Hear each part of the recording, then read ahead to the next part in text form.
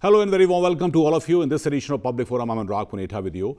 Today we are going to talk about Taliban's rapid gains in Afghanistan as situation is getting worse in Afghanistan. So we are going to discuss about all these things and India's interest and the future of Afghanistan in this edition of Public Forum with two guests. And joining me for the discussion, former ambassador and diplomat Ashok Sajjanhar, who's in the studio. Very warm welcome to the show, Ashok ji. Thank you. My second guest is joining me through online, Dr.Sreeram Chaulia, Foreign Affairs expert. Dr. Chaulia, very warm welcome in the show.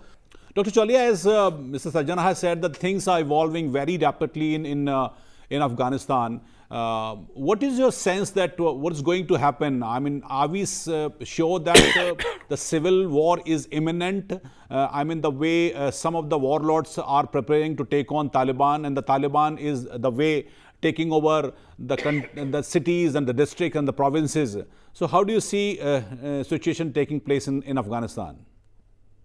Yeah, it's quite worrisome, Anurag, no doubt about it. Some of these warlords you mentioned are mobilizing because they realize that they cannot depend on the Afghan state. And the Afghan state is retreating, no doubt about it. The Afghan state, National Afghan Defense Forces, they still have 20 to 30,000 well-trained special forces, commandos, who can match Taliban and beat them also in conflict. Like recently they did in Badghis province. They pushed the Taliban back from the capital Kalaino. But they are, incapable of holding the fort everywhere. So I think some of these ethnic-based militiamen are rearming. And so yes, that has echoes of the 1990s when there was civil war. But some of these, the history of Afghanistan has always been mostly decentralized. It's never had, except during the, initial years of the formation of the Afghan state in the 19th century by Ahmad Shah Durrani. Otherwise, most of the time, they have been, scattered. So I think the decentralization is in a way becoming inevitable. So I think a single state, even if the Taliban capture Kabul, does not mean they're going to control the whole country, you see. Okay. So there are a lot of these Tajik, Uzbek, even Hazaras with the small Shia minorities have now started having their own militia for self-protection now because they don't see the state present anywhere to come to their rescue. So it may be parceled out. I think the scenario of a complete Islamic emirate, which the Taliban want to re-establish over the whole country, is not going to come to pass. At least not anytime soon. So I think it will be a divided and a fragmented polity. General Atta Noor is there in Badakhshan, in Balkh. Ahmad Masood, the son of Ahmad Shah Masood, is in Panjshir. Abdul Rashid Dostum is there in Jawzjan in the north. The Uzbek warlord Ismail Khan is there in Herat on the west, on the border towards Iran.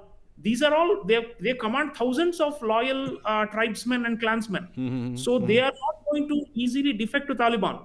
And they have their own interests and turfs to protect. And in a way, I think Ambassador Sajjanhar was mentioning, India also, we are in touch with all the key domestic players.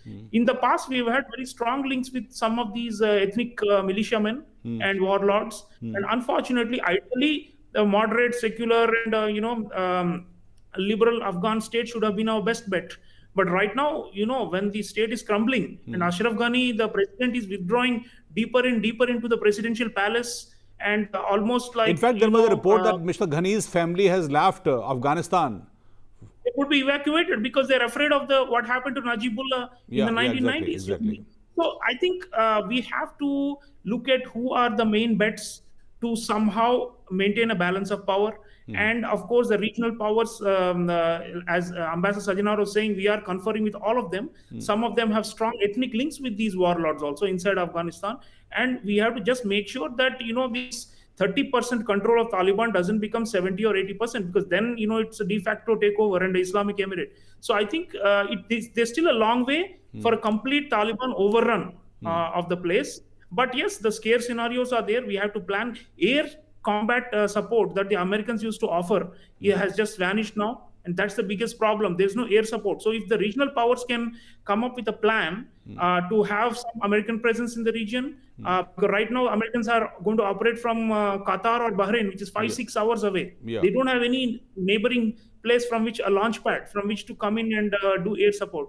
And I think some of the regional countries may even consider ground forces. Ambassador Sajanar is mentioning the borders with Tajikistan, Turkmenistan, Iran. Yeah, If the borders are captured by Taliban, how can those neighboring countries stand by and do nothing? They can't allow Taliban to take over because they've been inimical to their interests. So they will have to push back. They will have to send some forces. The time when we are saying that ground forces is a no-no from outside, I think is not tenable. India is far away. India is not right next door, but the country is right next door. And India can, I think, support through air and other means, at least refueling and with bombs and such things, because we need to do something. If not ground forces, then at least air support and maintenance of spare parts and training of pilots. Afghan Air Force is now critical because after the Americans have gone, that is a big vacuum. Dr. Chaulia, I mean, Taliban's have been giving the very clear-cut instructions to the people in Afghanistan. I mean, the way they normally function. In fact, couple of reports are there that there have been a couple of killings of the journalists as well in recent time. But will they be different this time or not? I mean, because now they have gained the legitimacy since 2016 onward. They have been talking to Russians and Chinese. Now, with this peace talk with the US, they have gained some sort of a legitimacy. So, my question that this time will there be something different or not? Yeah, I think if it's a power sharing agreement, they will be different. They will have to accommodate, some of the freedoms, personal liberties, civil liberties, gender equality, a little bit, whatever has happened last 20 years. They cannot completely, destroy all that. And remember, legitimacy, yes, they have got through the Qatar, through the peace process that the Americans started last year.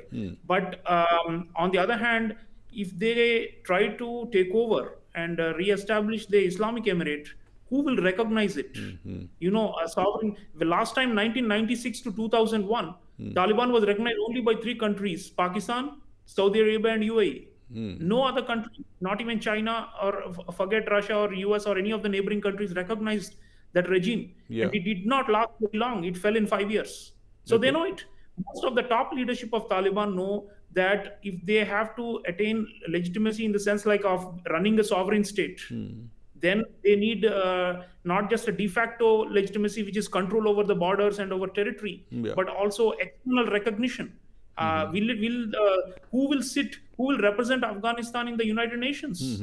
Will the Taliban ambassador, or will it be an ambassador of a government in exile?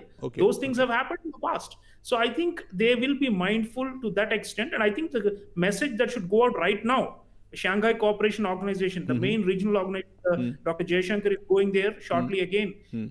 Both Tajikistan, Uzbekistan, right now, I think we should all immediately declare we will not recognize. Dr. Jaishankar has said legitimacy of the new state or the new power structure is important. It matters.